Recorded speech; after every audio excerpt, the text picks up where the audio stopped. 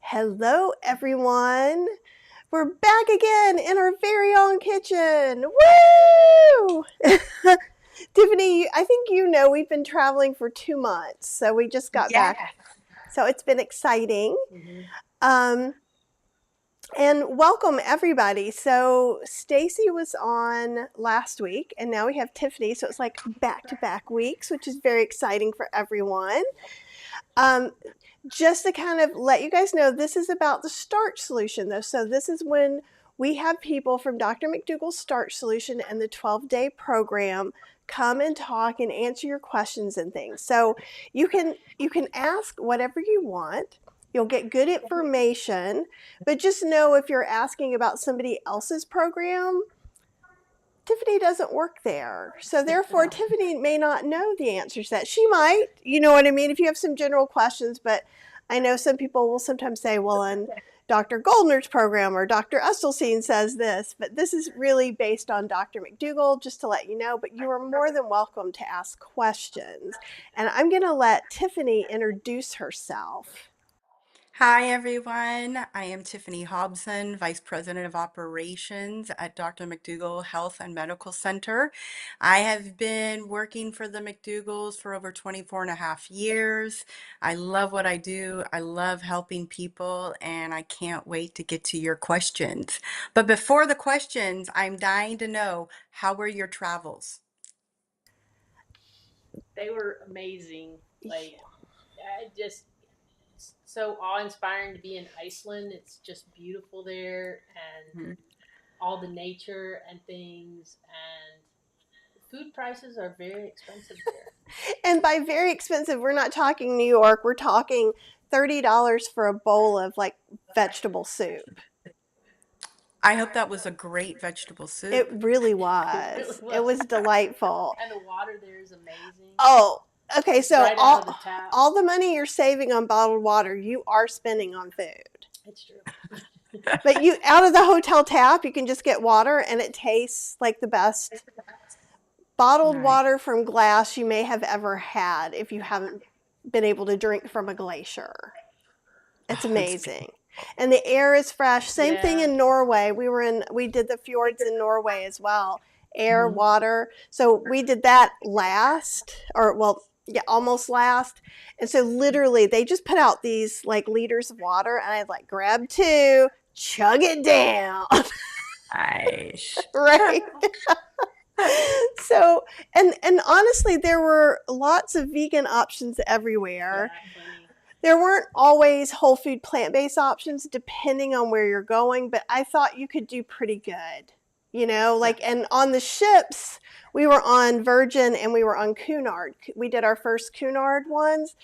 And Cunard actually would be really easy to eat whole food plant-based because they always had potatoes, steamed vegetables, rice, and usually vegan dal. That dal might have a tad of oil in it. So depending on how you're feeling at that moment, you might be feeling like, well, I'm going to be the absolute perfection. Or you might be like, I need a little something besides potatoes and steamed vegetables on day 12, Hmm. right? But I felt like, and there was always fruit, a lot of salad. And they had good, like cabbage steaks, celeriac steaks in the restaurants. So I felt like I was impressed. Yeah, I thought everything was really super nice. And the only thing that I was missing was in the restaurants themselves on Cunard, I didn't get a lot of rice dishes. Like, I like rice and vegetable kind of dishes, and I didn't get a lot of. It was either something with something on the side, but there was not like anything that was like rice with something on top of it kind of thing. So to get that, we had to go to the buffet. But one of the kind of cool things about eating on Cunard and some others in the dining room. So if you are not being perfect, the portions are so tiny. They are.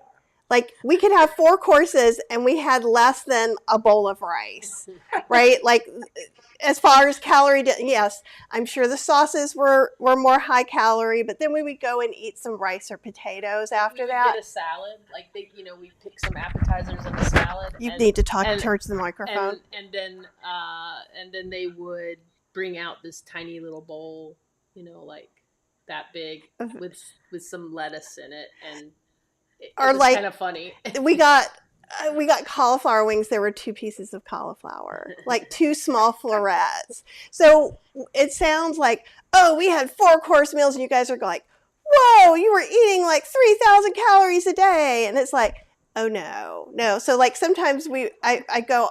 The first time we were on a cruise was on Celebrity. I said, I'm just going to get soup and salad. That just sounds delightful.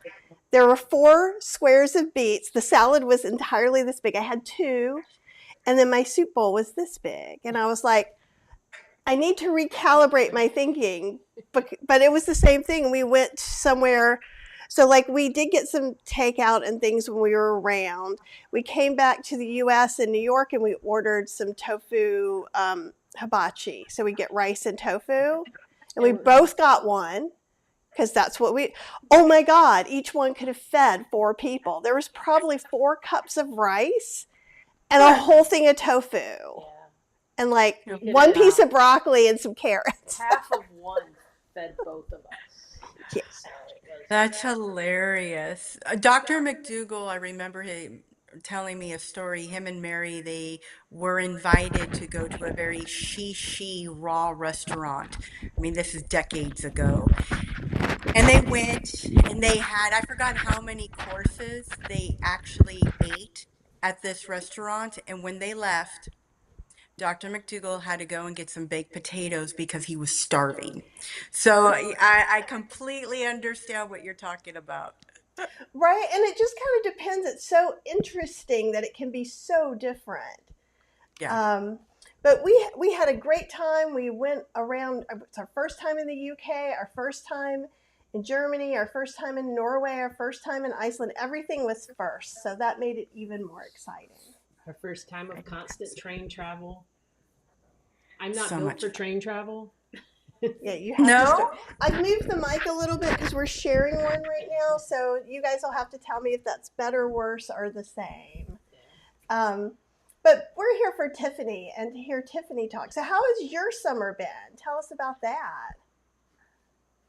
It came and went, honestly. Between, helping all the patients, we had a program in July.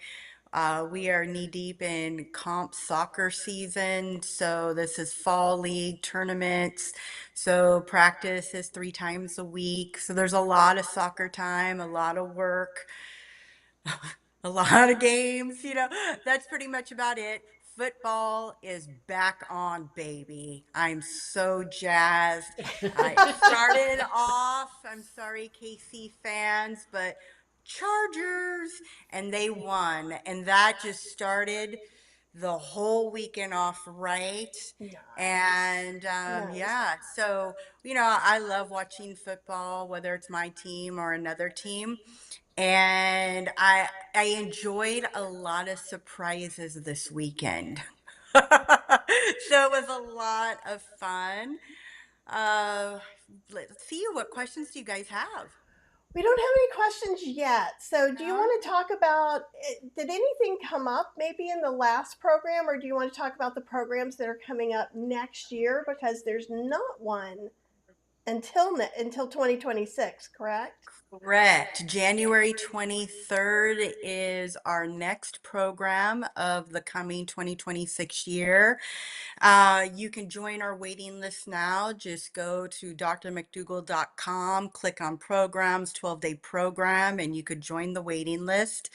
We are actually very excited because we have some new things in the works, and we are going to be making that announcement very soon. So, nothing I can reveal yet, but it's coming before you know it. So definitely within, I'd say the next month and a half, you'll know what we've been up to.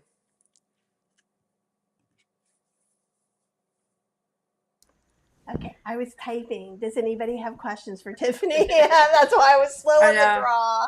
Oh, that's okay. I'll look through them. Hi, Justine. Hi, TS. Beth. Great to, Oh, well, here's I'm the not question. seeing Did you you. see the Bills Ravens Sunday night? Like, I don't do Oh sports my ball. God. Did I see the Bills Ravens? Let's talk. Wow. Wow. I mean, because there's little Johnny Harbaugh, so uh, My daughter likes to watch football as well, not as much as her daddy and me, but she keeps saying, I just like the name Jim Harbaugh. It sounds so much better than John.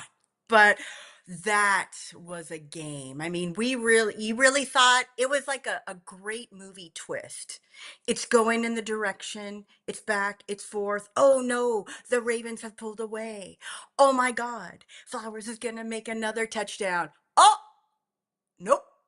And then it was just such a twist.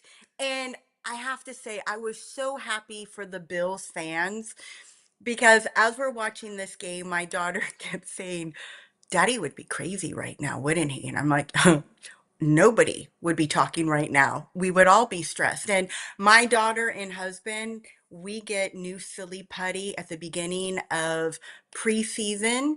And this is what everybody kind of plays with during a football game when we're stressed out and tense. So we had our silly putty out. And I mean, up until the very last moment, 41-40. I mean, who would have called that game, right? Yeah, I did see that. Saw last night's game too. Hey, Green Bay, wow. I didn't think that they would have scored as much on the Lions as they did, but I know that the Lions do have changes in their coaching staff. Let's see, what else? What else do you guys want to talk about? And thank you, Beth. That's right. The Chargers looked great. I'm so happy Mm. to have Keenan Allen back. Not only is he the last of the original San Diego Chargers, but he went to my alma mater. Go Bears.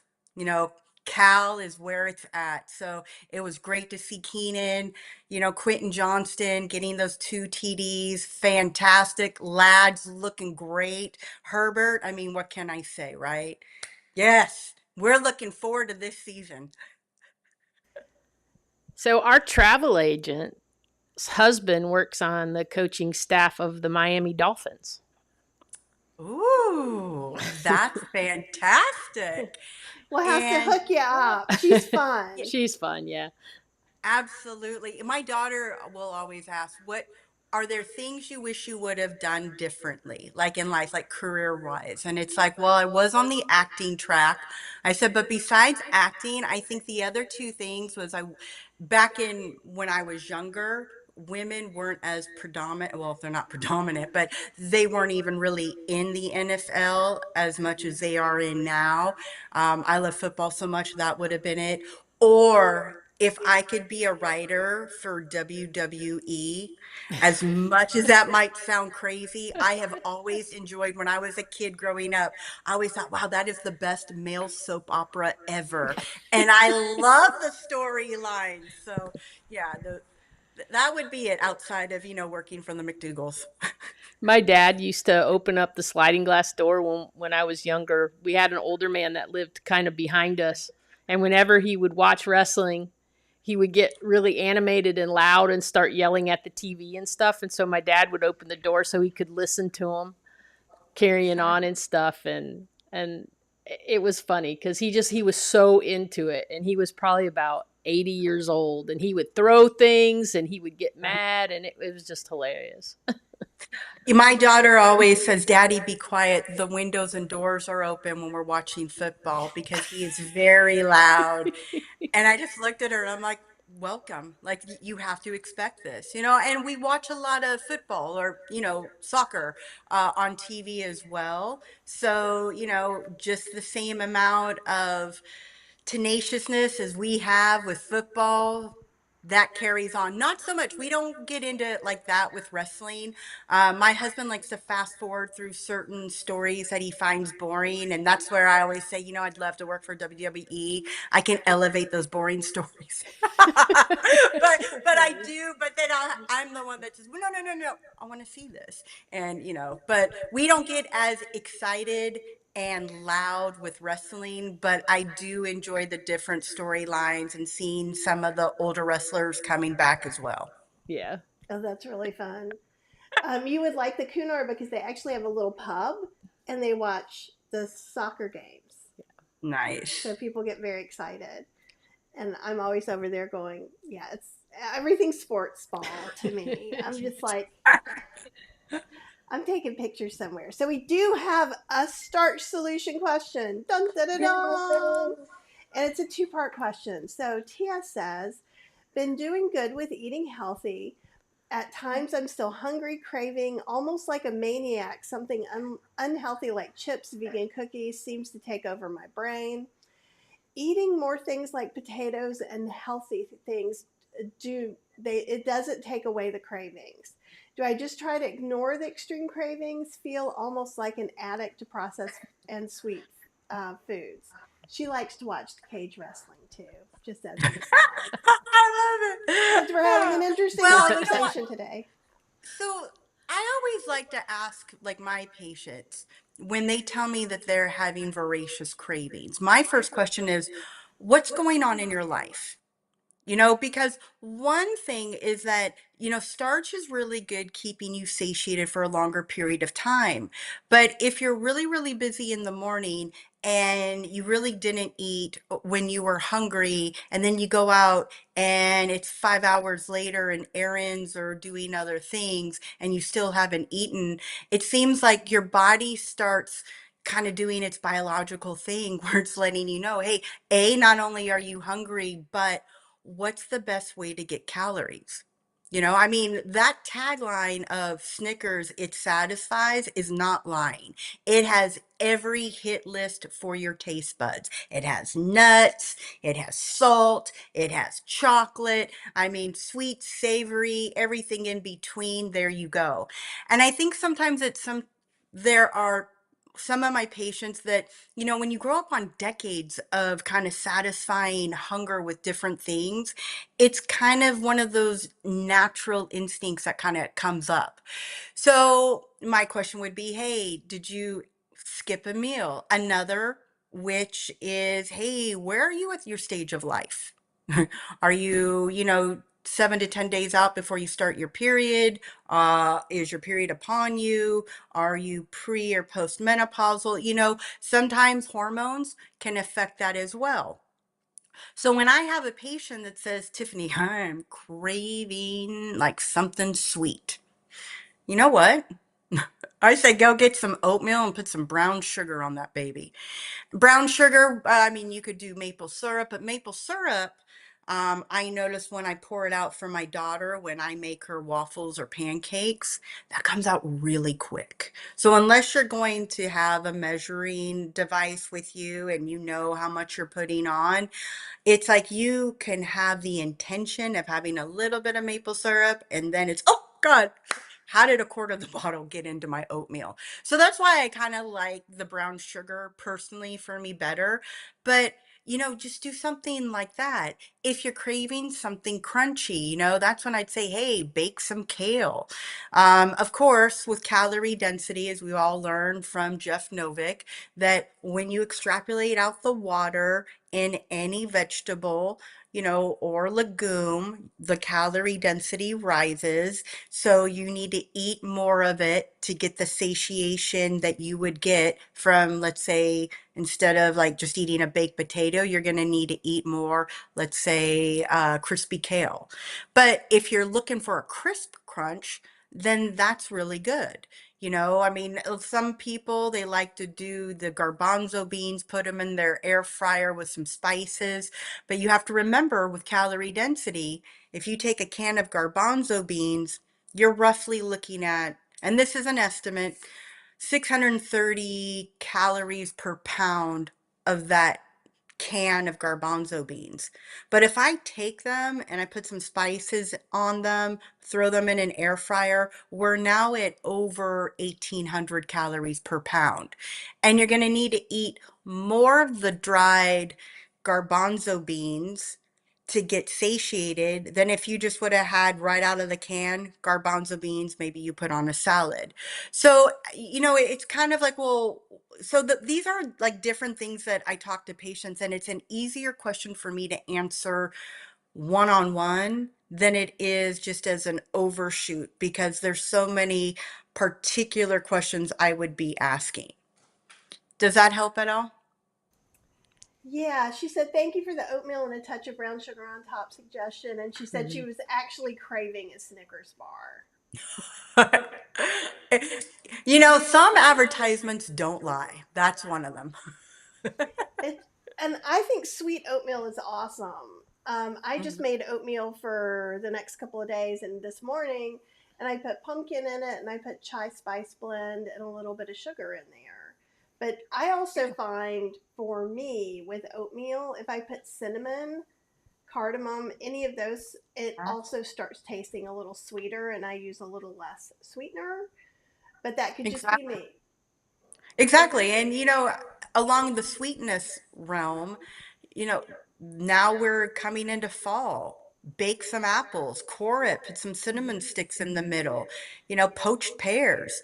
I mean, there's a lot of things you can do that will satisfy a sweet craving that's not jumping into chocolate cake land at the store on sale in front of you, so I always try to think, outside the box. And as we get into fall and winter, especially in places where fruit is not readily available outside of probably apples and pears and a few others, don't forget your frozen fruit. I mean, that's fantastic. And the nice thing about frozen fruit is that it's not going to go bad within 3 to 5 days. And then I do see the stuffed date can fix that Snickers craving if you just have it in the house. Okay, but here's the problem with dates. Dates are very high in calorie density. That is a calorie bomb. And if you're stuffing that date with an almond, and I have a great recipe for it, but I haven't made it in about 7 or 8 years, where I take medjool dates and I pit it out, throw in a raw almond, and then, depending on the company I'm having, I will double boil dark chocolate. Sometimes I throw in some port or a late harvest Riesling in there, pour it all over.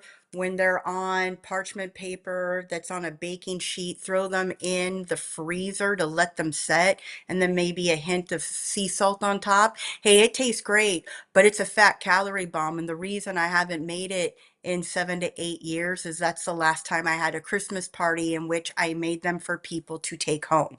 If they're there in your house, where are they going? Unless you have a family of 12 and your kids are going to eat them before you get to them. And one anti venom is also saying trust yourself, meaning she trusts herself with them. And I think it just depends on who Yeah, you are.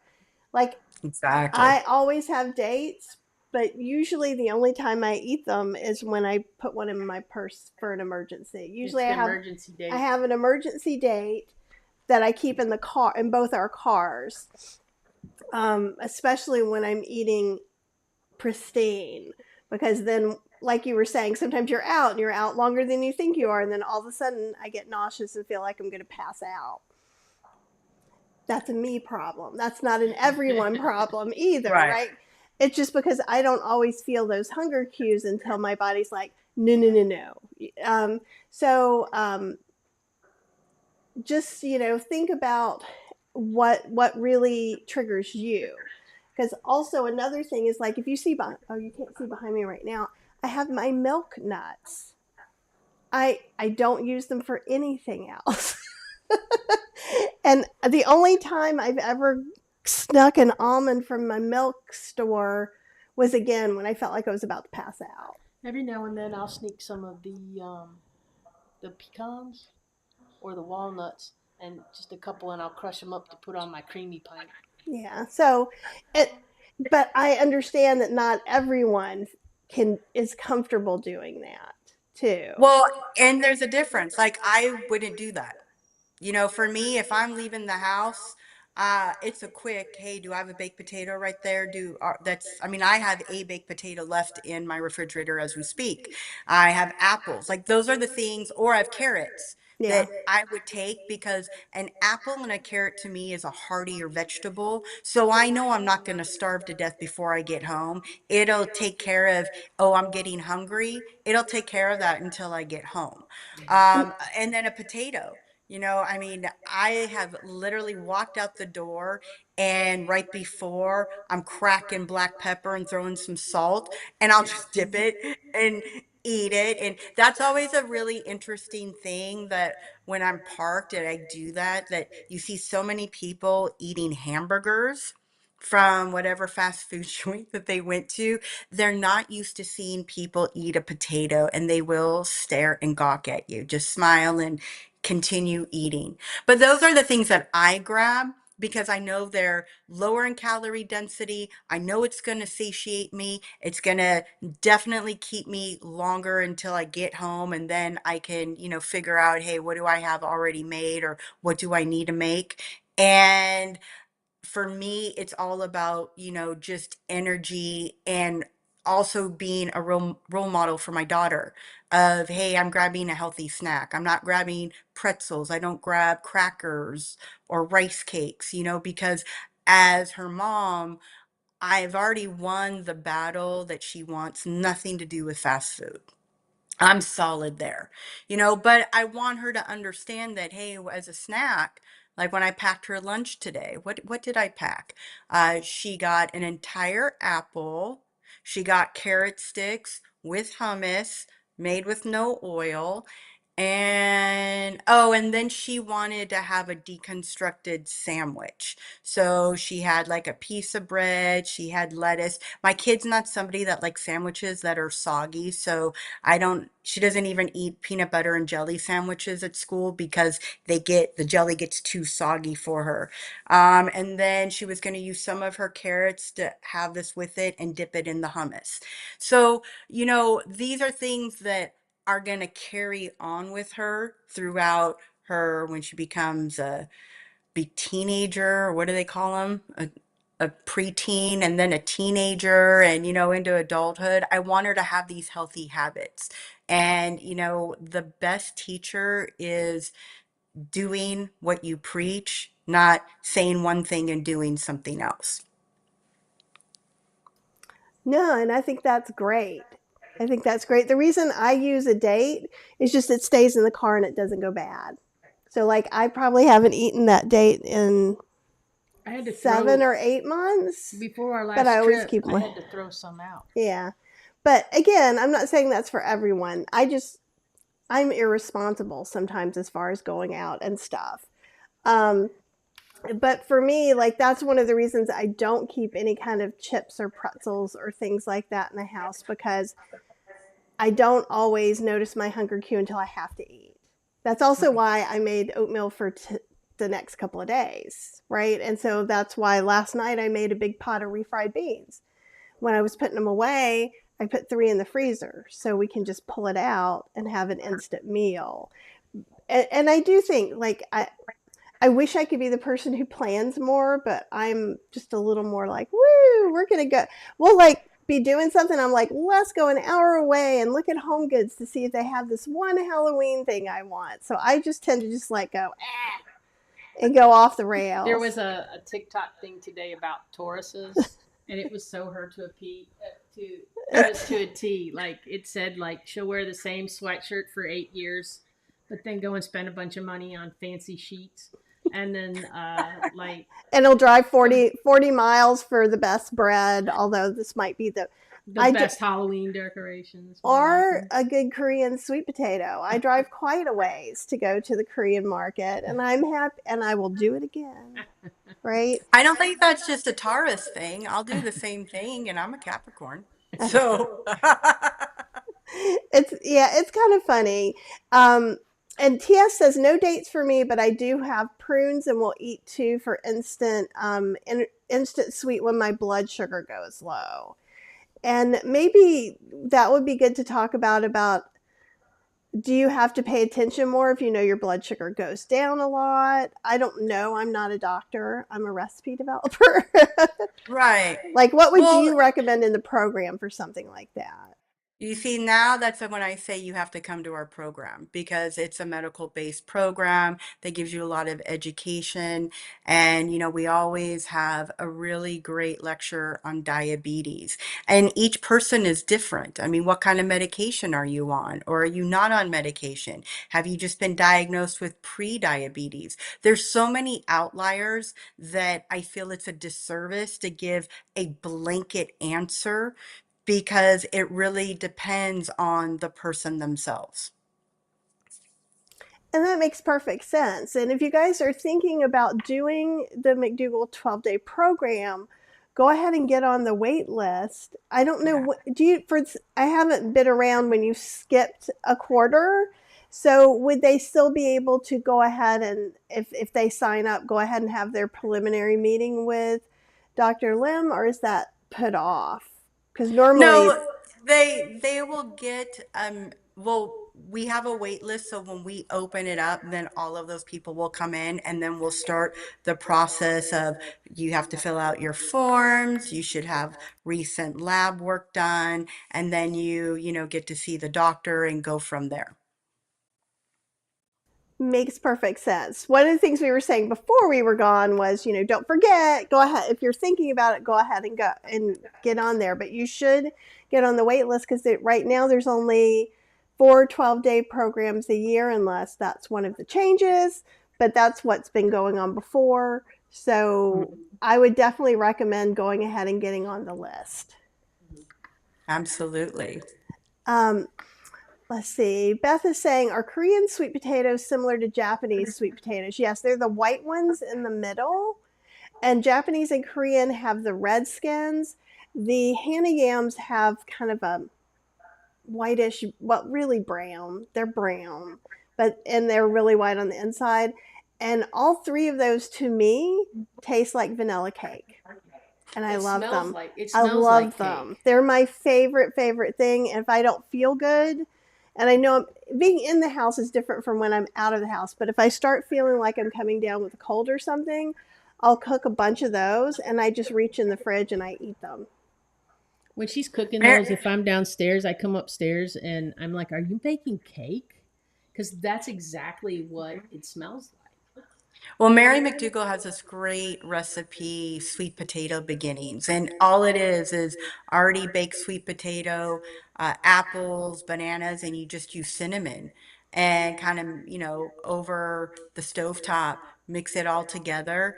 It's fantastic. Now, I personally am not a banana fan. My daughter is, my husband is, but not me. So when I make it for myself, I omit the bananas.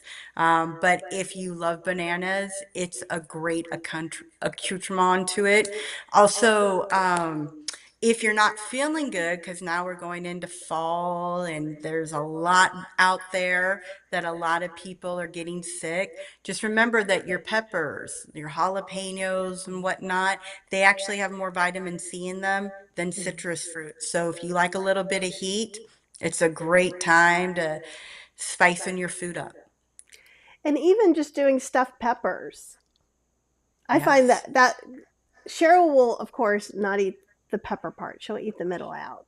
So there's only a couple ways I can get any kind of peppers. No, Well, I like green peppers more now. If you, it's just regular green bell pepper, I'm okay with it. yeah, you'll eat them raw in a salad. So work with what you got, you people who have Well, picky eaters. when we were on our trip, there were a lot of times that the dishes that I would get had a lot of bell pepper in them, hmm and so I'm actually getting to where I like the cooked bell pepper. I like the little pop that it She gives things. ordered beets on her I own. did. I'm all in the Nice. beets now. Beets are great, What but color? Red. I've been Very. start if you have beet haters in your life. My recommendation: start out with golden beets, put it in with some other veggies. Nobody notices it, and then once they know, oh, that didn't taste like a beet. Candy stripes are good too, but like they'll recognize They that. still kind of have a dirty aftertaste to me. Earthy. It kind of it tastes like dirt, and it kind of has that aftertaste to me, but I get enough bang out of the sweetness that I'm tasting Yeah. with whatever it's mixed with that I'm okay with that little dirty aftertaste. That sounds like cilantro. You either love it or hate it. There's Yeah, not I many love in it. I like it between. on taco like Mm. lettuce. Yeah, she will put Like, way too much put all of cilantro it on stuff. on. It's so good for I'm just like, you. No. I like cilantro, but my daughter, there's not enough cilantro. She she is the queen of it. It's fantastic to watch her when she'll ask for cilantro and see what's brought and smile and say, "No, I really like cilantro. May I please have about five more of those?" And Yep, she'll eat it all. That's So yeah. that's me.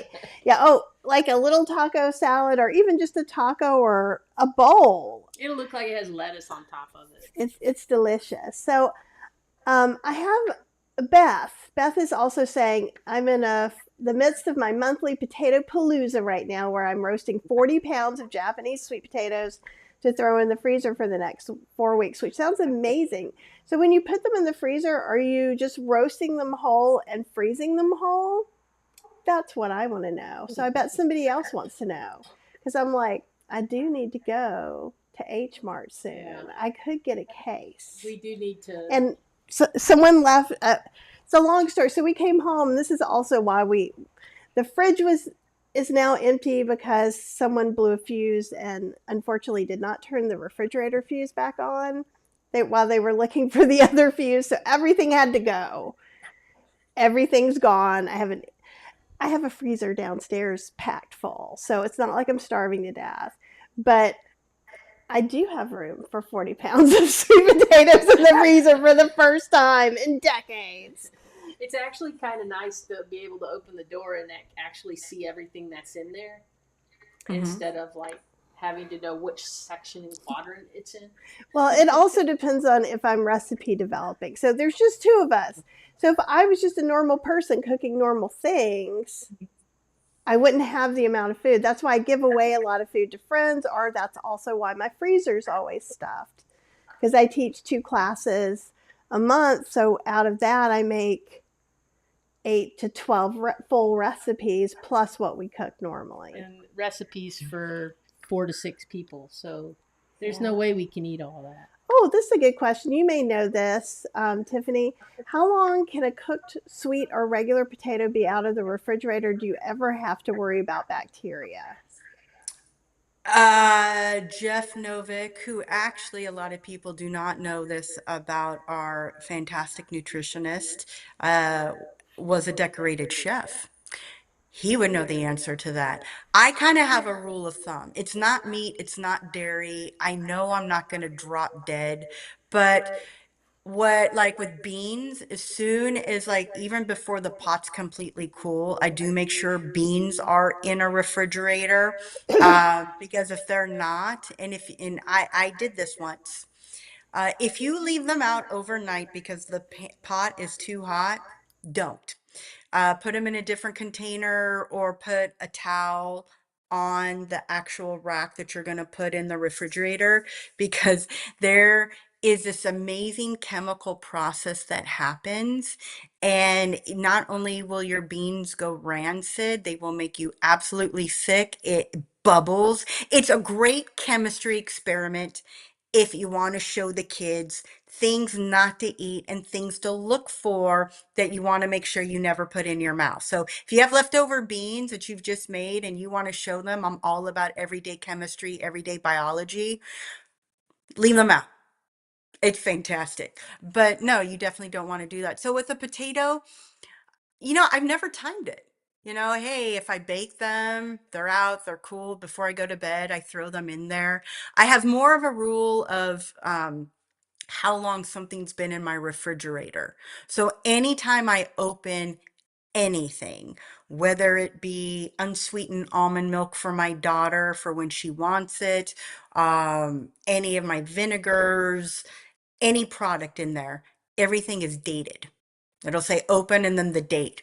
Because I know some things can stay in there longer than others, like cornstarch and, different flours that I have in there. I also know though that if I have sweet chili paste or if I have a like sambal oliac, that from the moment I've opened that, If it's not finished within 3 months, throw it out. It won't have any mold on it or anything, but that's just kind of a rule of thumb. And other things I'll throw out within a month or within 3 weeks. So, you know, but when it comes to food, I'd say no longer than 4 to 5 days. And I would say when you're looking at food to leave out, so Julie Hassan, who's another vegan cookbook author, and I were talking because Mhm. we've both had to go through food safety classes. And so the rules are pretty strict about leaving food out. And like that's how restaurants get rated lower and things. But we were talking about how if all that's true, we should be dead.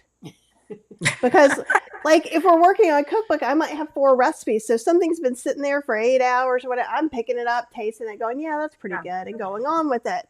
Now, I would also keep in mind what your health condition is. Like if you're having a serious health condition, especially anything intestinal, I would be more pristine about that because you don't need any extra bacteria that your body has to fight. But I think if you're just going on a normal day that's not 110 degrees, where you're taking, if I was going Yeah. to take a hike and it's really hot, I would have a little cooler or wrap my potato in some ice if I was going to be gone for like 8 hours in that. 8 hours Mhm. in a spring, fall day, I don't really worry about, but often we have a small cooler. So if you find that your tummy gets upset really easily, like I have a friend that I swear if she looks at food the wrong way, she gets sick from it. And me, I'm like, because Cheryl's like, yeah, we should go through and do all that. I'm like, no, we're fine. Like I'm the like expiration dates don't mean anything. Like I know if it's good or not. So I'm not saying you Uh, should do that. Yeah, I'm that person. I'm well, like always suspect of yeah. everything. She's Like suspect, right and I'm like, now, I am so happy that all that stuff got thrown out of the refrigerator because we can start fresh and I can kind of know how long stuff has been in there. and I'm not saying Because you're wrong either. There really are just there's like daredevil expiration date people and super safe expiration date I'm super people, safe and I'm and she's Right. a daredevil. daredevil. That's Well, all. remember, what is an expiration date? An expiration date is saying the manufacturer has said, as long as you store this item under its ideal conditions, this product will be good. We guarantee it until this date. So does that mean that technically it could expire and it could still be good? Yes, but depending on what it is, that depends. It's no different than in pharmacy. You know, that expiration date on a bottle, all the manufacturers saying is we recommend the efficacy of this drug to its potent milligrams or micrograms that we have stated on this bottle to this date. Can it still be good after? Absolutely. How long? Depends. And this kind of goes back. I saw that Justine asked, you were referring to if you're taking like a potato with you for the day as a snack if you get hungry. What's the weather like outside? I mean, if it's 100+ degrees, please don't leave food in your car. Take it with you. Or if you are going to leave it in your car, you know, my daughter has little, what are they called? Insulated, like lunch boxes. Mm-hmm. And, you know, every couple of years she gets a new one. So we've collected them and I utilize these. You know, I'll throw in, what are they called? Those ice pack, not Those ice frozy pack. That's what they're packs, yeah. called. Yeah. You know, I'll throw some in there and then I'll throw in like a potato or carrots or, you know, Mm-hmm. apple or whatever is in front of me that I'm grabbing super quick and we leave. So I don't really worry about it. You know, for my daughter, sometimes, you know, I'll grab for her, like, she'll ask, can I have a piece of bread? Well, if you're about to go on to soccer practice and you've been doing your homework, then yeah, here's an apple because she always eats her fruit. That's easy breathing. She always eats her carrots or her cucumbers, but I need her to have a little more calories in her if she's going to survive an hour and a half of running up and down a field. You know, so I take that into consideration if I didn't have a potato already made, or, you know, hey, here's some rice or here's some quinoa. I mean, I put salt over anything. And she is like me, her palate's getting hotter, not to my palate yet, but we've left my husband, her dad, in the dust when it comes to how hot we can handle things. So, and I always have a lot of different salsas on hand. I mean, I've done that where I've literally put rice in the microwave, heated it up, thrown some salsa on it in a bowl. I'm like, here you go, honey. We're walking to the car and you can eat until we get to practice. Boy, So whatever is quick and easy for you. Don't well, make it and when you rocket were saying science. quinoa too, like if and like from different conferences stuff, like for a while it was really popular to give you those things that you put on that are like can coolers. Like we don't really drink like so I have some of those, so sometimes I'll throw a freezy pack in there and you can put some stuff in there. But like if I knew we were going to do a lot of errands or have a lot of movement to go, I might make like a quinoa salad, make sure I have some, Mhm. I call them freezy packs, they are ice packs but I say freezy packs, and we just throw one in and then you've got really all day. We bought some at Costco last year. There was a box. There was like 15 in the box, and it was like $16, Very cheap. and they're all different sizes, and so we just keep those in the freezer and just pull one out, whatever size we need for whatever thing we're taking, and But just in throw a it in there. pinch, literally, you can put ice cubes in a double bagged of a Ziploc. Like when we're at your mom's house, if Yeah. we're driving back from Florida, sometimes we will do that too. So you don't have to go buy anything new. You probably have whatever you need. Tia says, saw on another YouTube channel they were discussing how it's possible to eat raw sweet potatoes and raw potatoes. Any thoughts on this? I prefer steamed. I haven't tried it. Haven't I mean, it's either. kind of, you know what? Now that we're talking about this, if I closed my eyes and I had a potato, what would it taste like? I probably wouldn't do it with a sweet potato. I like baked sweet potatoes or roasted sweet potatoes. I don't see myself eating raw. Regular potato, if it was peeled, I might try it. I mean, it's kind of like, they say if you close your eyes and take a bite of an onion that's been peeled, it's supposed to taste like an apple. I don't know, who knows? Um, but I'm gonna say for my household now, we're gonna mash them or bake them or boil them or steam them or roast them, but not raw. But you know what? I mean, I don't see anything wrong with it.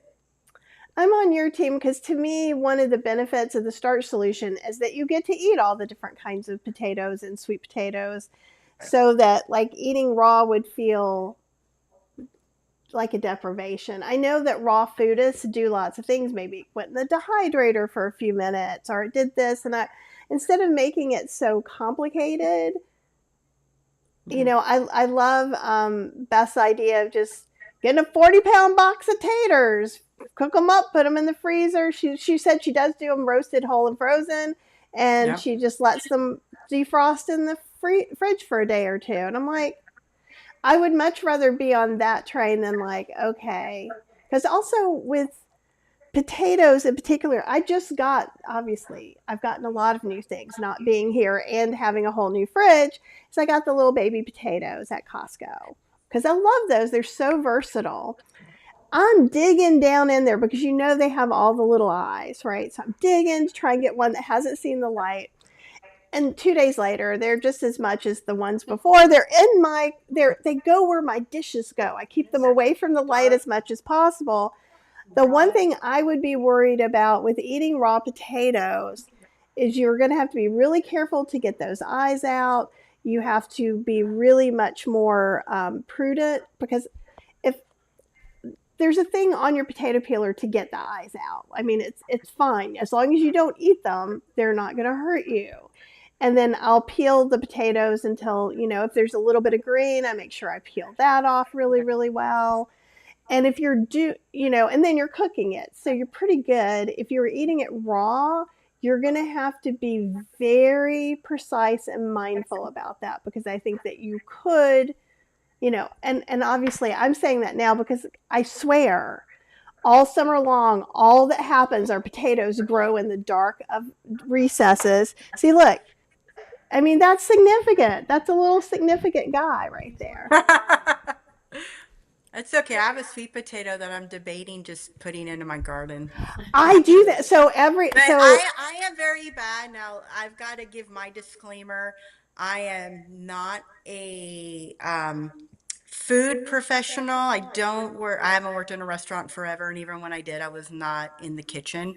Uh, but I will take a potato even if it has eyes on it, or I see the stem is kind of growing, and I'll check it out. I mean, as long as it's not like it's like soggy and there's no mold or anything on it, then I'll start peeling it, and I'll peel off all the green. I make sure there's no eyes on it.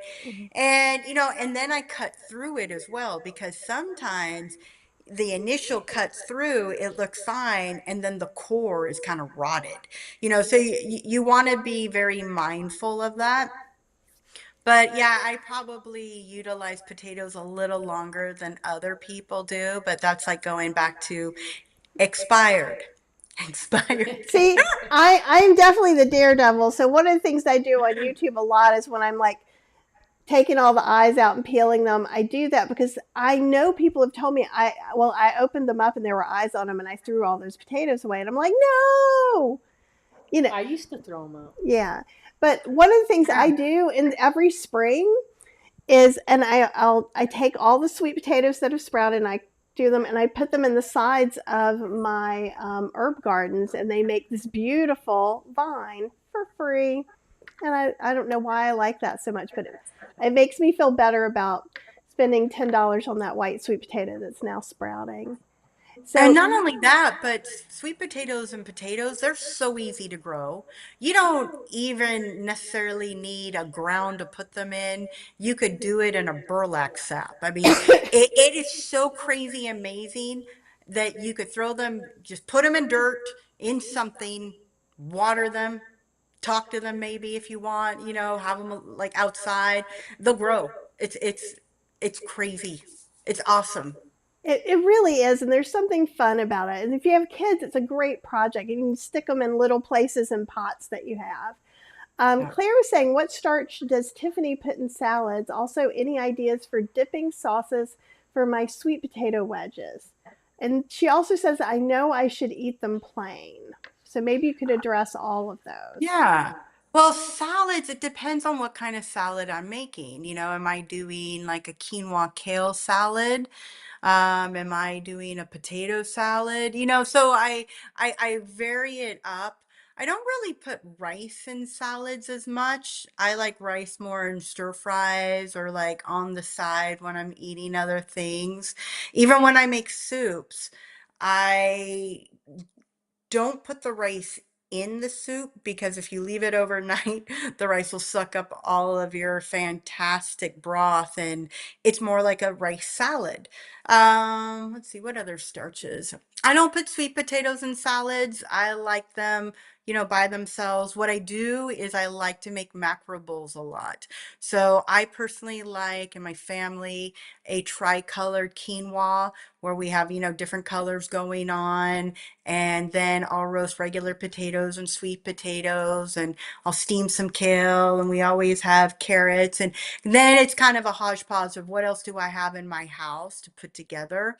I've done this with different white beans before, maybe a little bit of dry fried tofu, and like I said, whatever vegetables there, and then I will make like a ginger miso dressing to go over it. I'm all about, you know yourself, you know your own flavor palette. You should try, like, the next time you have a sweet potato, try different sauces with it. So in my house, if we go into my refrigerator, I've got at least 6 different mustards. I have probably at least 6 to 10 different vinegars, and they're not reduced. They're all straight up, like rice vinegar, mirin, balsamic vinegar. I usually have 3 different ones. I've got a red raspberry vinegar. I just really like playing with flavors. So when I'm making like potato salad and I'm going to make an Italian vinaigrette, I get out my red wine vinegar, pour that baby in, and I get the really big bottle, the old one that everybody's grandmother, I think, had if you grew up in America. And I pour that in there, and then I get some champagne vinegar and hit it with that, and then I get cracked black pepper, and then I go through my spices and I smell spices because I found over the years there's certain days I like certain spices more than other spices or herbs. So I smell them, and majorum's not hitting it for me. Ooh, oregano is. I put that on the side. Italian herb mix. Yeah, maybe that's kind of in the middle. Like I literally will do that, and then whatever was my favorite for the day, I take that over and I kind of throw some in there. And okay, if I'm making an Italian vinaigrette, I have one particular Dijon mustard that I like to use when I'm doing that. And I've got at least four in my refrigerator. So, I even with my mustards, I make sure I have different varieties at all times because I use them for different things. And what I'm about is try things that you wouldn't normally do. Like my kid loves asparagus with ketchup. Would I eat that? No. But you know what? If that gets her to eat asparagus, here's the bottle, enjoy. And she doesn't drown them in it. She just has a nice little pile of ketchup on her plate, but we'll do that. A1 sauce, McDougall approved, but it is high in sodium. It's great with baked potatoes, but I wouldn't pour A1 sauce on a potato because the A1 will literally just sinks in. And then like you take a few bites and it's like, oh, I need more A1 sauce. And before you know it, you have this absolute huge sodium bomb. But if you have a little A1 sauce on the side and you dip a little bit of potato in there, you're more in control of the sodium. So even when you're not sure if you will like certain flavors with certain things, if you've got a plethora of salsas in your refrigerator, different vinegars or whatnot, you know what? It if you feel that somebody's going to be judgmental, do this when you're by yourself at home. But just get all these different things out and try them because I do that all the time. When I'm making different salad dressings, I will have 3 to 4 bowls out. And then I start going, okay, well, what am I looking for? What kind of salad am I going to make? Do I need an Italian vinaigrette? Do I want more of a lemon vinaigrette? Am I going to do like beets and strawberries with like a reduced balsamic vinegar that I'm going to make? So I'm always like thinking outside the box of what am I in the mood for or what is my family requesting of me? And that's how I play with it. So don't be afraid to be in your kitchen. Like my grandmother used to tell me, you got to touch your food. Don't be afraid of it. It's not going to bite you. Kind of feel that way with all the different salsas that you like because it might seem weird for somebody that you're going to put a mango salsa on a sweet potato, but I'll tell you right now, I can think of like 12 people that would be jumping for a sweet potato burrito and a corn tortilla with mango salsa on it. So, just try it. Don't be afraid. I think that's a great idea. And a lot of times people want somebody to tell you what to put on it. Hmm. And what you can always do is like Tiffany's saying too, if you're not sure if mustard is right, you can also smell the two things together. I'm a big smeller, Yeah. especially like if you're doing stew and you're like, what kind of oregano do I want? Do I want Mexican oregano? Do I want blah blah blah blah blah? Smell it, and then you're literally your taste buds will say yes or no. You will feel it viscerally if it's a no. Yes. Um, and one of the things, so where is it? Mary Coucher is saying, is there such thing as eating too many boiled potatoes if one is hungry and satisfied with a large amount of these? Then you have to think of your internal cue. Are you satiated? Are you full? Or are you stuffed? If you're stuffed, you ate way too much. You want to be just kind of comfortably full. So, I don't think about, oh, I had like some of my patients will say, I ate a pound of broccoli. Okay, if you ate a bag of broccoli and you saw on the bag it said a pound, okay, I get it, but I don't weigh my food. I have a different hunger every day of the week. I no 2 days are the exact same. Like today, like I still haven't eaten anything. I've been kind of go, go, go since, 4:45 this morning. I'm sure when I'm, done, when I start noticing I'm hungry, then I'm gonna warm up my potato in the microwave and have it, I don't know, maybe with salt and pepper, maybe with salsa. maybe with A1 sauce, I don't know yet, maybe with mustard. Um, so to me, it's not about that you have to have the same amount of food. It's also like that paradigm of breakfast, lunch, and dinner. That's very American, where you have to have these 3 meals a day. There are days I might eat 5 or 6 times. There are days I might eat twice. It depends. Did I work out that day? Am I coaching that day? Did I have, 6 hours straight of patience that day? I mean, my hunger always is varying. So I would just say, listen to yourself. Are you hungry? Yes, please eat. And, you know, if you're somebody that you don't really know whether you are satiated or not, because especially if you're a fast eater, you are literally one bite from I'm satiated to, oh, I'm overly stuffed. What happened? And if you're that type of person, then I say, eat a little bit and walk away. Your food's still going to be there. You can always go back and eat a little more food and take a break and go back later when you're like, oh yeah, I'm kind of hungry still. You can always go back to food, but if you overeat, you there's nothing to go back on. Like you just overate. So maybe slowing it down and just checking in with yourself. I think that's a great point too. It's really like we've talked about this before on this show is like how some people say I don't know if I feel full. And I think part of the program and working with a support specialist is kind of figuring out what your cues are. Yeah, I mean that's how I got be able to understand what mine were is because I would say, well, I still feel hungry after we would have something to eat. But then I would feel guilty about eating anymore, and then I would end up like having to eat a whole entire another meal again later because I didn't take care of it then. But then what I would do is if I thought I was full, I would walk away and do something else. And then if I felt hungry again, I would come back and I would eat something else. Hmm. And then I'd be like, yeah, I was still hungry, kind of thing. I started learning what that felt like. Yeah, and so it's really different because like with me, I was always into sports. I was an athlete. I played competitive softball.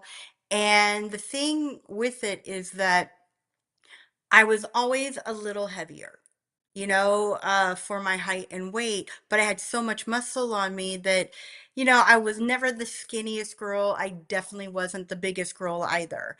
And then, I moved out at a very young age, and then, food cost money, and, I didn't really have it. So then I kind of did the starvation diet, but you can't do biochem homework starving yourself. So then I ended up really ballooning out, and I was obese for my height and weight. And when I started to really understand and change my diet, wasn't actually until after I met Dr. McDougall.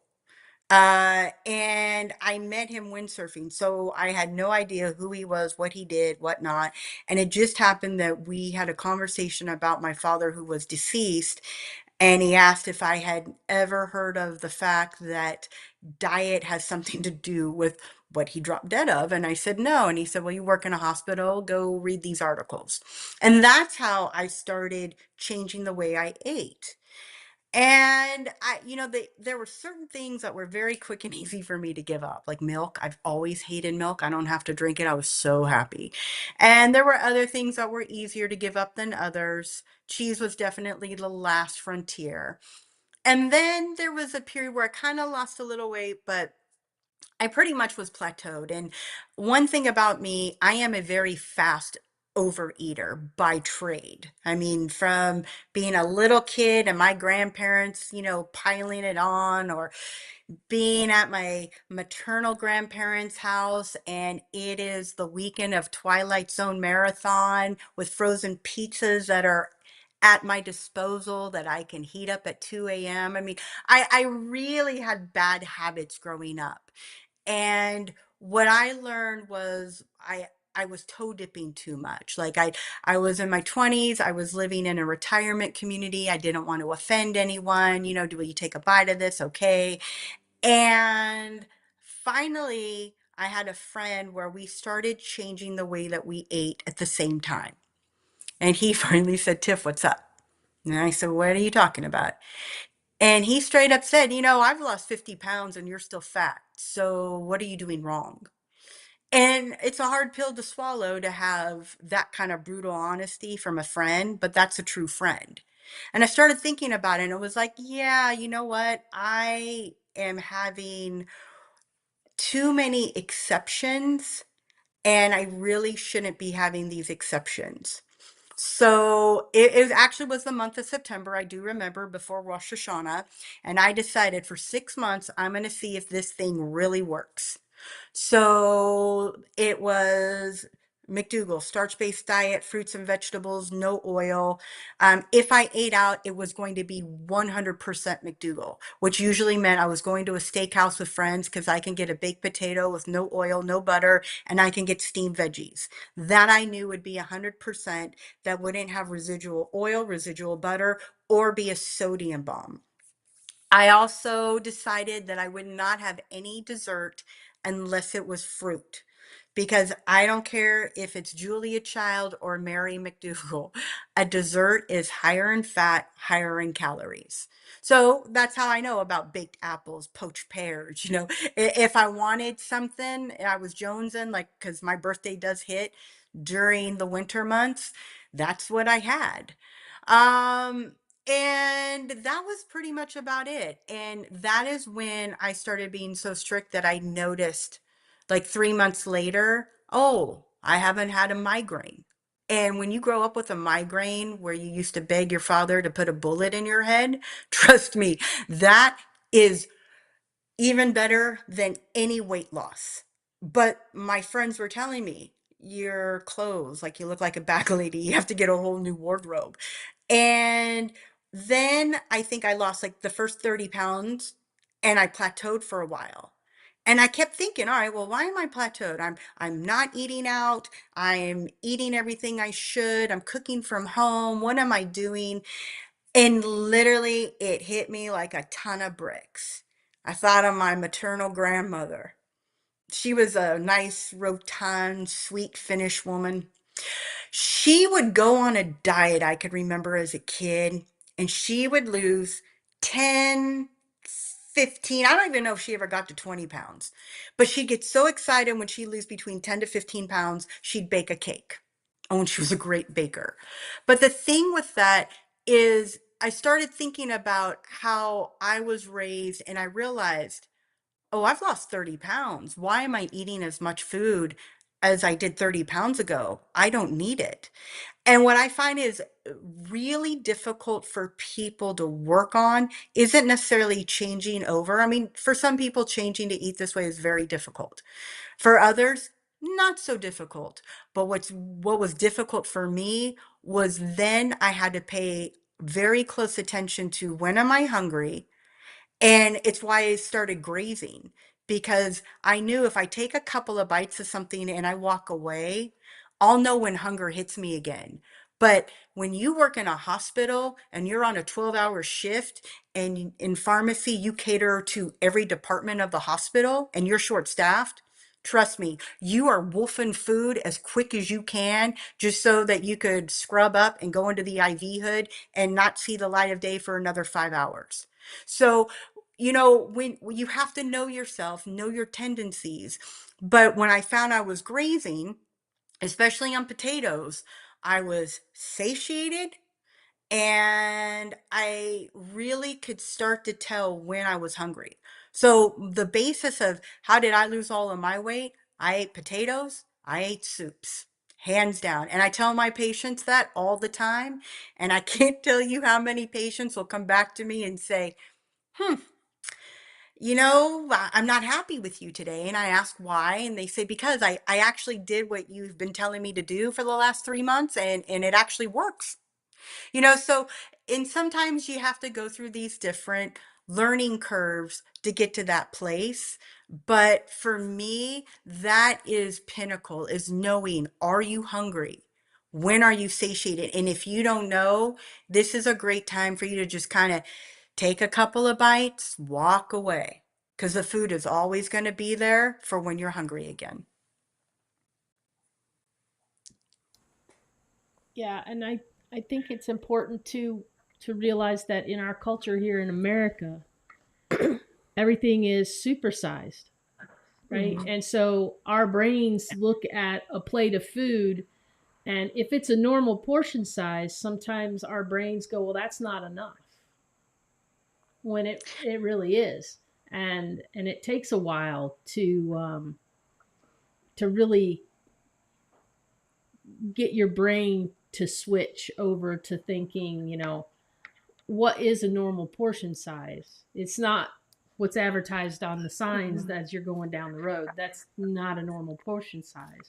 It's not what you get at some restaurants. That's not a normal portion size. Right. So even like our plates and stuff that we use sometimes at home are much larger than like the plates that we would get. Like for instance, when we were in Europe, like some of the plates for our dinner were not much larger than the salad plate that we have here. Mhm. And so it really helped me also to kind of get used to, yeah, I really can eat less. It really, this is really, I'm really eating kind of a normal amount of food now, kind of thing. So I think that really just kind of helped put me over on the not eating until I'm about to bust train, you know? Well, it's just interesting too. It's what you're trained to do, what you've grown up doing, and untraining yourself of that. And I'm a big soup person too, because soup is just so warm and comforting. And I even make chilled soups in the summer because that can chill me down. But like tonight, I'm probably going to make chili, and I may make it live, and I'm going to make it so easy that anyone can make it, like cans of things. I even found this can of chili starter, so I want to try that because I'm like, people go, oh, it's so hard. It's not always hard. It can be pretty easy. You can choose. I can choose to get my Rancho Gordo beans and soak them, and roast peppers that someone grew in their garden that a bunny lightly treaded on or something like that, right? Right. This is where my mind goes. Um You see but what I deal with. and sometimes that's perfection. And Tiffany, I know you know that too. Sometimes you get to have that time where you're like, ooh, I get to be creative and this is really fun. And then there's sometimes you're like, oh, I have a bunch of meetings today and people have to eat at 6 or 7 o'clock. So what are we going to do about that? And you might have a backup somewhere, but if not, just remember that too. Uh, and I'm not sure if I understand exactly. Susan has a question. Does eating a large, maybe plate, there's some typo going on, plate of potato at your meal slow weight loss? I also eat veg. So I think I know the answer to your. Well, potatoes are great for weight loss because they satiate you for a longer period of time. So, the great thing about vegetables, hey, are vegetables lower in calorie density than potatoes? Yes, they are. But if you eat a salad, I kind of equate it to, with no starch in it, I equate it to Chinese food. Wait, in an hour or two, you'll be starving all over again. And I don't have that time to eat over and over and over in a day because I'm starving. So that's why I really love the starches. And I think it's great. Some steamed veggies with a potato, you can't get a better meal. But just making sure that you don't have to be a part of that clean plate club. And there's a psychology behind it, in my opinion. And I talk about this to my patients. This is where my future PhD work will come in when I finally go back to school. But I think it's a very interesting phenomenon that the Clean Plate Club, where it comes from, is stemming from the Great Depression, World War I, World War II. I mean, I remember taking a bite of a banana, finding out I didn't like it, and throwing it away instead of telling my grandfather I don't like a banana. When he found it, oh, I got a whooping. And that was back in the day where those happened. And but that comes from the scarcity of food. Don't take more food than you need. Take how much you need. And a lot of times other people are also piling on the food. Like if you're a kid, my grandparents are making sure I have enough food to eat, but then you have to clean up your food on the plate. And it's kind of programming you to be an overeater without you ever realizing it until all of a sudden you're in your 30s and 40s and go, oh, that's where it came from. So you don't have to finish the food on your plate. We have this really great invention, and it's called the refrigerator. And you can put your food in the refrigerator if you find you're satiated, and you can eat it later. And I that is one of the biggest lessons that I have bestowed upon my daughter, who will be 11 in January. She doesn't ask to be excused from the table. What she will say is, I need to take a break. That is her telling us, her parents, I'm good with what I've eaten. I am satiated. I don't need to eat anymore. Now, being programmed, though, it's sometimes hard to get away from. And my husband will sometimes glance and say, come on, you have 2 to 3 more bites. Just eat it. And I'm right there next to my daughter saying, you know what? I'm going to put it away. Maybe I'll eat it. I don't even care if I throw it away because I want her to learn that lesson because so many of us never learned it. And then you go decades on in your life and then you have to learn it now. It's a little more difficult and you really have to be on top of it. But if you are on top of it, it took me, I think, a good maybe 2 months. And then I was really in hone with it, so it does take some time. It's not going to happen overnight, but you keep working on it and it will definitely help you notice. And it's not even about weight loss. It's just about, I mean, the weight loss part, it's great if that's what you want to do, but it really is a great way to check in with yourself on, are you eating as much food as you need to? Are you eating more food than you need to? And just kind of bringing that back to Susan and Kate, Susan is, I don't think you usually comment on the live, so I don't know if you're new to the Starch solution. But just in case you are, starches are at the center. So if you've Mhm. come from a place that's not starch centered, you may have heard, oh, potatoes make you fat. Or carbs are terrible for you. And this is the opposite. Carbs keep you full, they have lots of nutrients. So, just in case you were coming from that angle, I would definitely encourage you to go to Dr. McDougall's website. You can see the the general information is there for free that you can look at. So, um, Justine had a question for me, real quick, which is, speaking of expiration dates, I have some probiotic capsules for making soy yogurt that expires next month. Will they still work beyond that date? In general, yes. They will become less potent and you might have to use a little more, which could make it taste a little bit funky. So you decide. Well, it's kind of like, it depends on how thick you like your yogurt too. So, but yes, you will still get some benefit out of it, especially if you've been storing them in the fridge. Probiotics that have always been stored in the fridge are stronger and last longer than those that are not, especially if you are like culturing with them. Now, as far as like what they do to your body or if you're taking them as a supplement, I have no information. Do you have information about that, Tiffany? I'm not a yogurt person.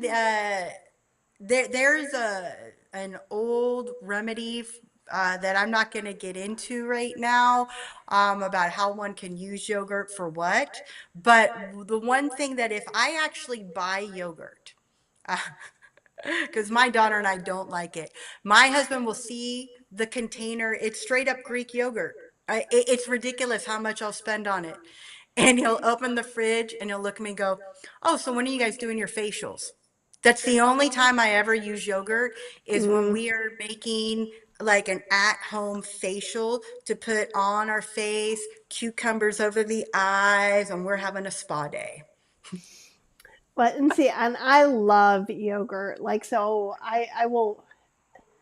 and making it home, like you can, there is still, unless anything's changed, Kite Hill does have a McDougall compliant, but even most of the oat yogurts you buy out have oil and a lot of other things in them. So it's very hard to find ones that don't have oil. Kite Hill is just like almonds and culture, I think. There might be some milk in there too. Like not dairy milk, but some other thing. But Yeah. it's really pretty clean. It is a higher calorie density because it's made with almonds. So you guys decide what you want to do. Going back to Susan's question, so this helps me a lot. Susan says it seems that was who was saying about potatoes with veg. It seems people give me the evil eye, like how can I eat that when I'm fat? She also said thank Oh, you. yeah, Susan, get yourself. So every Greek has them. A lot of Mediterranean people. You know the evil eye jewelry. Like you can get necklaces, rings. Just get them. And if you notice people are looking at you, just kind of show it to them and smile. Potatoes just have a really bad rap. And what I find really interesting is when I worked at a hospital, everybody knew that I also worked for Dr. McDougall. And a lot of the doctors would always make fun of me. I'd get nurses making fun of me. I'd get nurses coming up to me going, well, I'm doing keto. And I'd smile and go, good. So glad you're off dairy. Or I'm doing Atkins. Every one of these people that did, whether it was keto, Atkins, the carnivore diet, whatever, can you lose weight? Yeah, you can. You can lose weight lots of ways. When you put your body through ketosis, you will lose weight. You can lose weight by starving yourself. You can lose weight by doing cocaine. You can lose weight if you just don't eat food. I mean, there's so many ways where you can lose weight. Is it healthy? And is it sustainable? That's my question.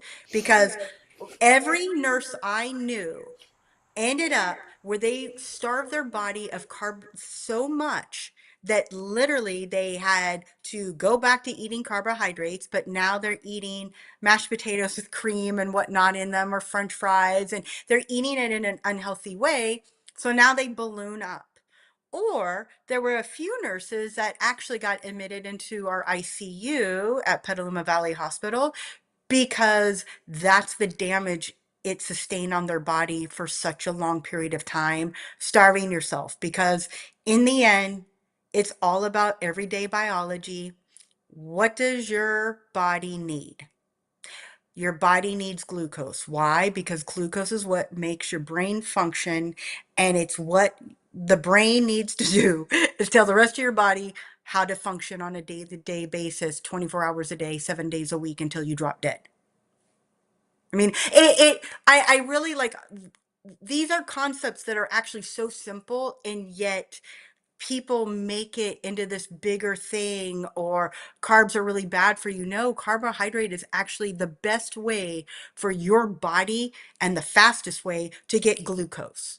When you starve your body of carbohydrate, this is the process of ketosis, your body's basically saying, oh, wow, team meeting, what do we got to do? We need the glucose. Okay, they're giving us the meat.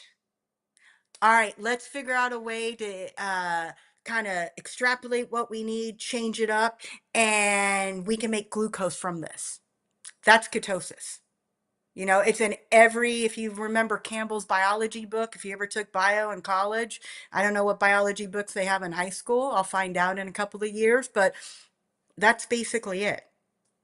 So, I'm just always about going to basics, and I find it's really interesting when you are overweight. And I know this, I do remember this, that people will look at you funny if you're eating potatoes.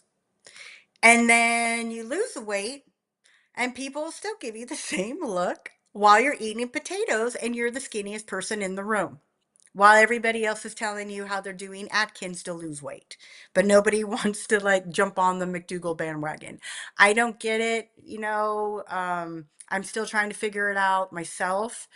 But I think that sometimes people just want an answer that's going to solve their problem tomorrow. And with a starch-based diet, you're not going to change overnight. But with every bite you take, with every moment that you're moving your body, and you don't have to break a sweat, and have the exercise regime of Simone Biles. I mean, any movement's better than no movement. But if you do this consistently, day to day, week to week, month to month, before you know it, you'll be able to look at yourself and say, wow, where did that person come from? And can I just tell everybody, I have to, I'm so excited. It's raining right now. I'm so excited. Who knew? Yay. Yay. Yay. I just feel like I'm waiting for your new book to come out, Lose Weight with Cocaine.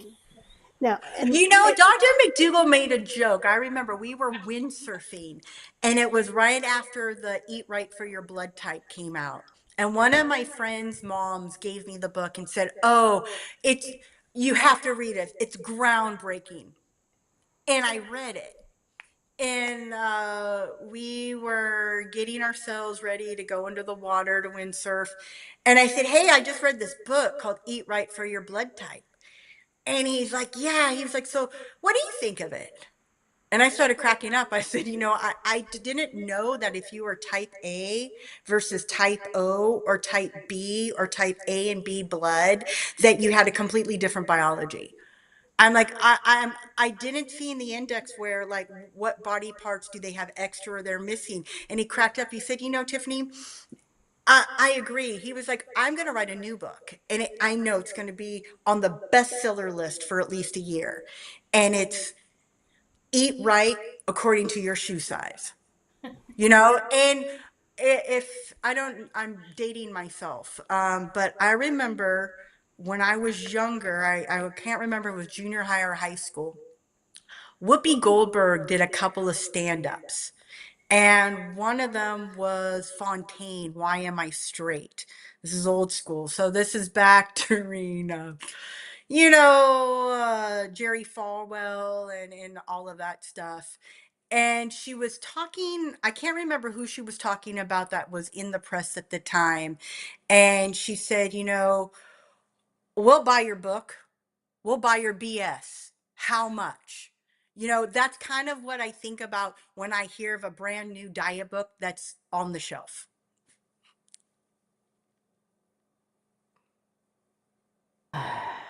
it's always something. It's It's always always something. something. And I think it, you go over this in the program too, but I mean, with Dr. Lyle, because it can be hard to eat different than everybody else, or to Yeah. eat differently than people think you should eat, or do something that, like with me and expired foods, and someone out there is going, oh my god, I'm so terrified for her, right? I'm fine. I'm over Killed me yet. I'm over 60 and I don't care what you think. And some of it is kind of becoming more secure in what you're doing and feeling confident in the choices that you're making, Yeah. Susan. So I would like to just say it's totally natural to feel uncomfortable when people are staring at you and making judgments. And I will also say that people are getting meaner and more vocal. And we notice Oh, that yeah. sometimes on our travels. We've noticed that in the past couple of years. I noticed that in things people say to me as well. So I just want you to know that that's hard. And that's one of the things, as a community, we support each other in our stuff. So feel free to come back. Feel free to, it helps to be around like minded people that are making different choices too. So, like, having your group from the McDougall group, having our community, and things like that. We also, tonight is our positivity circle, which we have every month with Sangeeta, which we've done this year. She does it at her home. And when I talk to her, I'm like, can we do it so that everybody can come? And you don't have to be positive. You don't have to have a great day to come. You can have a crappy day. And I just, guarantee you by the time you leave, you're going to be smiling. it's just nice to feel like you're in a community that understands you. So, not that you have, if you want to eat potatoes, you have to go there. There's none of that. But I mean, just make sure. And if it's not our community, then find another community that you feel comfortable with in person or something like that to support you, because that's really, really helpful. And I want to reiterate, and I say this all the time, and I haven't said it in a while. So I just think it needs to be said. There are people who will seem to think that as soon as you start a diet program or some kind of eating program, that you should magically be thin overnight. And that is not realistic, and that does not happen. It takes time, and everybody's body is different. Everybody's body composition is different. Everybody's internal stuff is different. And two people can eat the same exact things and they can lose weight at a different pace.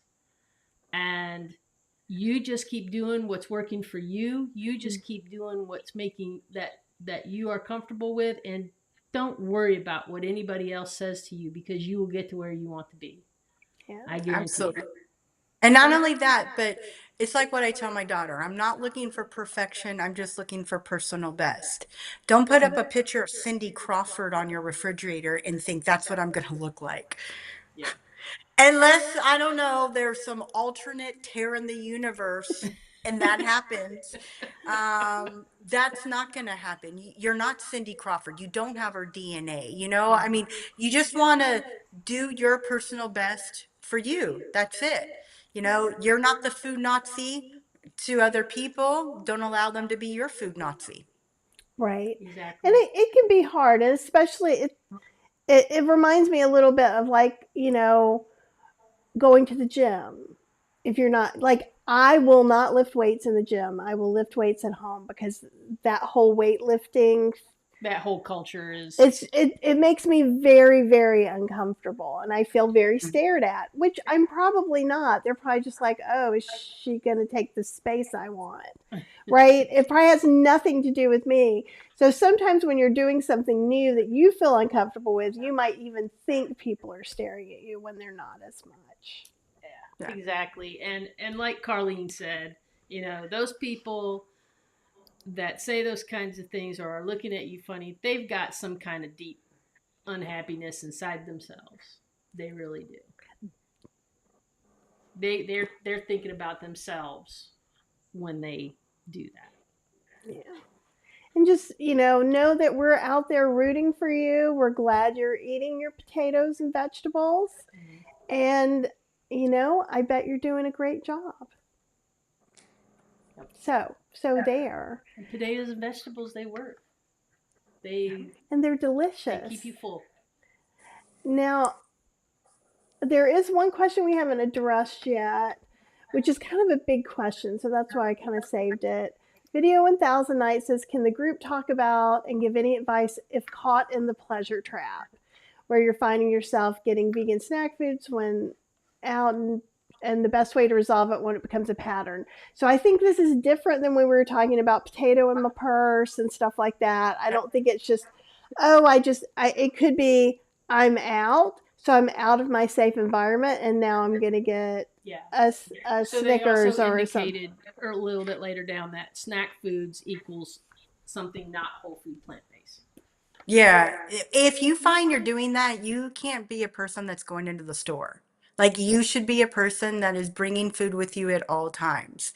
Because some of my patients actually, if they're going through that, that's when I remind them. We live today in a great society, or not so great, depending on where you're ordering from. But most of the time, Whole Foods will deliver. Costco will deliver. Who else? Safeway will deliver. I mean, obviously I'm West Coast, but there's a lot of different grocery stores that will deliver. And when you're ordering online, it's very specific. Here's your list, order, that's it. Whereas if you're teetering and you go to a store or you're out and about and you haven't brought food with you, now it's easier to go into the store thinking, all right, I'm going to go over here and maybe I'm going to get like a healthy sandwich made, or I'm going to get a healthy burrito bowl or whatnot. And all of a sudden, the Hawaiian potato chip bag is right in front of you and you lose it. So if you're in that mode and you can't get out of it, you want to get yourself out of the situation. It's really no different than somebody, let's say, who was a heroin addict and now they're trying to kick it. Okay. They can't hang out with their old friends they did heroin with. It's psychosomatic. They're all going to want to do heroin again. You really have to break yourself from those situations where you find you're doing it, and that will help. But definitely bring food with you no matter where you go. Treat yourself like a kid. Have nummies and snacks with you at all times. I think that's a great thing. And one of the things too is, Dr. Lyle wrote The Pleasure Trap, so you might want to go. Mhm. I'm assuming Yeah. you've read it since you've gone and looked at you used the name, but Give it a reread, you know. Just mhm, you don't have to just read something once. You can read stuff over and over again, and each time you read it, you may learn something that you missed the first time. yeah, Right. That's right. absolutely. It's like going for a Super Bowl three-peat. You could read it three times. And not only that, but you have to remember that sometimes you read books and you're in one state of mind at one time of your life, but it's not going to be the same thing as when you read it maybe a year later or 4 months later or 5 years later. You acquire new things that happen to you in your life. You have different perspectives than you did when you were, in junior high, and now if you're 55, it's really a good thing once in a great while to pick something up you haven't read in a while, just to then kind of reconnect with your old self, to ask yourself, hey, where was I when I first read this? What did I first think of? And sometimes it's just like when people who have come through our 12-day program before and they come again, or they do a three-peat or a four-peat, it's because they always tell me, I didn't hear that the first time or the second time, or now that I've been working with it, I understand where my pitfalls are. It's the same thing. You might now pick up something brand new, or then you have that aha moment because you've been working with this for a while. So, yeah, give it a reread. Any other parting words of wisdom for the day? I can't think of anything. I mean, it's raining, it's football season, Halloween is coming. I mean, what more do You're you want? um, but during this time of season, and I know that I'm sure we're going to talk about this more as the holidays, really progress. There's a lot of holiday celebrations. I mean, it's very easy to, if you're teetering, to succumb. So bring food with you, bring food to share, and don't tell anybody it's healthy. Don't talk about food at all. If somebody offers you something and you're looking at it and thinking, oh my God, what am I going to do? You know what? All you have to say is, God, you got that looks so delicious. But man, I am bagel and loxed out. Or I ate so much at lunch. I wish I could put that in my mouth, but I can't. I can't shove anything else in. I mean, and if you're not sure if you're going to a party, what's going to be there, and you have offered to bring something, and they've told you, oh no, no, no, no, no, just come as you are. Eat before you go, and put some potatoes in your Ziploc bag in your purse. Trust me, you could pop them in your mouth. Nobody knows the difference. and you can even carve a little Halloween face in your sweet potato. There is no shame in that game. Oh, come Uh, on. Let's just do it like Halloween. Just put the knife in there. You're good. that's a baked potato and some ketchup down the side. I think that'll Exactly. work really well. Well, thank you so much for coming on, and we always appreciate having you on. You're a delight, and we thanks for answering all these questions for us. You're welcome. Thank you for having me again. I love being on your show. I love the interaction with the community. So I hope everybody has a fantastic day, a great rest of September, and I will see you soon. All Absolutely. right, bye everybody. Well, tonight at 7 we've got the positivity circle, and I'm thinking I'm going to make chili either tonight or tomorrow. That'll be a little impromptu live. So there you go. All right, talk to you soon. Have the very best day.